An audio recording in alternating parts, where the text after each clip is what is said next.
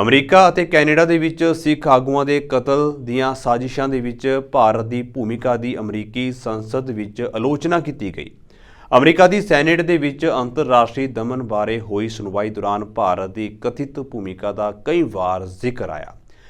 Senate ਦੀ ਉਕਤ ਸੁਣਵਾਈ ਦੌਰਾਨ ਵਰਜੀਨੀਆ ਤੋਂ ਸੈਨੇਟਰ ਟਿਮ ਕੇਨ ਨੇ ਕਥਿਤ ਤੌਰ ਉੱਤੇ ਭਾਰਤ ਵੱਲੋਂ ਸਮਰਥਿਤ ਕਤਲਾਂ ਦੀ ਸਾਜ਼ਿਸ਼ ਦੀ ਨਿੰਦਿਆ ਕੀਤੀ। ਸੈਨੇਟਰ ਟਿਮ ਨੇ ਕਿਹਾ ਹੈ ਕਿ ਅਸੀਂ ਅਕਸਰ ਕਹਿੰਦੇ ਹਾਂ ਕਿ ਅਸੀਂ ਦੁਨੀਆ ਦਾ ਸਭ ਤੋਂ ਪੁਰਾਣਾ ਲੋਕਤੰਤਰ ਹਾਂ ਅਤੇ ਭਾਰਤ ਸਭ ਤੋਂ ਵੱਡਾ ਲੋਕਤੰਤਰ ਹੈ, ਪਰ ਇਹ ਇੱਕ ਸਨਮਾਨਯੋਗ ਲੋਕਤੰਤਰ ਦਾ ਵਿਵਹਾਰ ਨਹੀਂ ਹੈ। ਉਨ੍ਹਾਂ ਜ਼ਿਕਰ ਕੀਤਾ ਹੈ ਕਿ ਪ੍ਰਧਾਨ ਮੰਤਰੀ ਜਸਟਿਨ ਟਰੂਡੋ ਵੱਲੋਂ ਪਹਿਲੀ ਵਾਰ BC ਦੇ ਵਿੱਚ ਭਾਈ ਹਰਦੀਪ ਸਿੰਘ ਨਿੱਜਰ ਦੀ ਜੂਨ ਦੇ ਵਿੱਚ ਹੋਈ ਹੱਤਿਆ ਦੇ ਨਾਲ ਭਾਰਤ ਦਾ ਸਬੰਧ ਹੋਣ ਦੇ ਦੋਸ਼ ਲਾਏ ਜਾਣ ਤੋਂ ਬਾਅਦ ਭਾਰਤ ਕਿਵੇਂ ਇਹਨਾਂ ਦਾਅਵਿਆਂ ਨੂੰ ਖਾਰਜ ਕਰਦਾ ਰਿਹਾ ਸੀ। ਕੇਨ ਨੇ ਕਿਹਾ ਹੈ ਕਿ ਨਿਊਯਾਰਕ ਦੇ ਵਿੱਚ ਇੱਕ ਅਮਰੀਕੀ ਨਾਗਰਿਕ ਨੂੰ ਮਾਰਨ ਦੀ ਨਾਕਾਮ ਕੋਸ਼ਿਸ਼ ਦੇ ਵਿੱਚ ਇੱਕ ਭਾਰਤੀ ਅਧਿਕਾਰੀ ਦੇ ਸ਼ਾਮਲ ਹੋਣ ਦੇ ਅਮਰੀਕਾ ਦੇ ਇਲਜ਼ਾਮਾਂ ਉੱਤੇ ਭਾਰਤ ਦਾ ਰਿਸਪੌਂਸ ਕੁਝ ਵੱਖਰਾ ਰਿਹਾ ਹੈ। It takes incredible courage to speak out against autocrats. Both friends and foes send their agents across borders to hunt down and harass critics, even here on U.S. soil.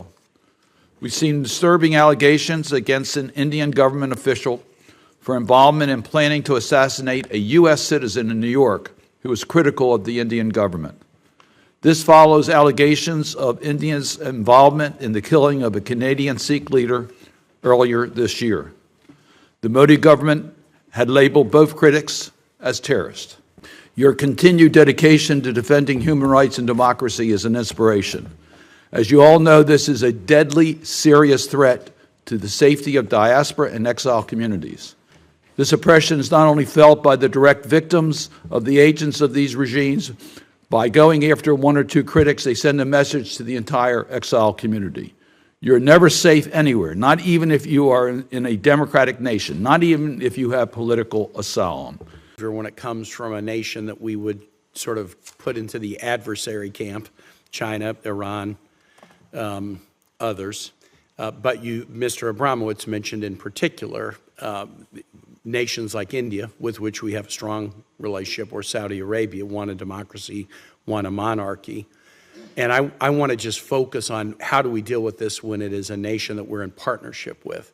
And I want to use India as an example. I'd like to introduce into the record an article from the Wall Street Journal, December 2, foiled plot to kill U.S. Sikh is linked to murder of a Canadian activist. Without objection, be included in the record. And I want to read the first two paragraphs of the letter. I think members of the panel understand this, but I just want to make sure the public does.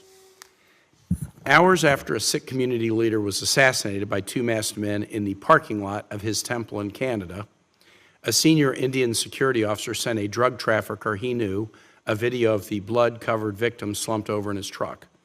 An hour later, he followed that up with the New York address of another Sikh activist he wanted killed. The trafficker got right on it, according to U.S. prosecutors.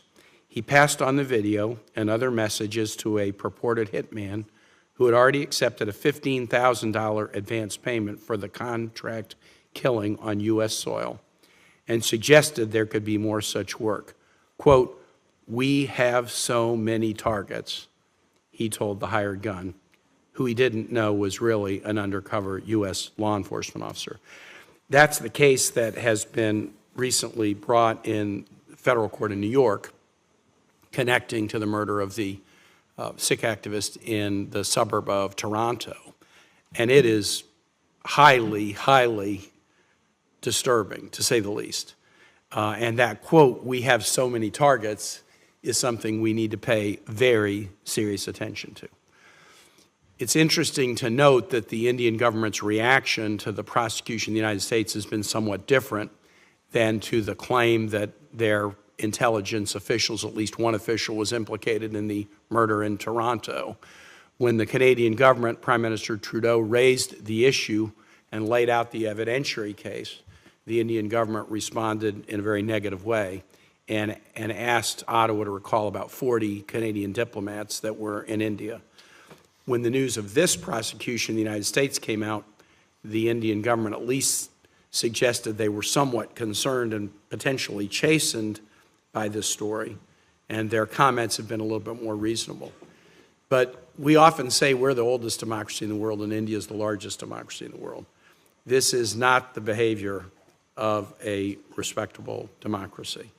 And I would like you to just use this as use the Indian example when we're dealing with a nation that we have such strong connections to. We have military connections, economic connections, connections of family. Our Indian American diaspora community in the United States is such an important part of who we are as a country. What are the strategies you suggest that we use in dealing with nations that we traditionally count as friends?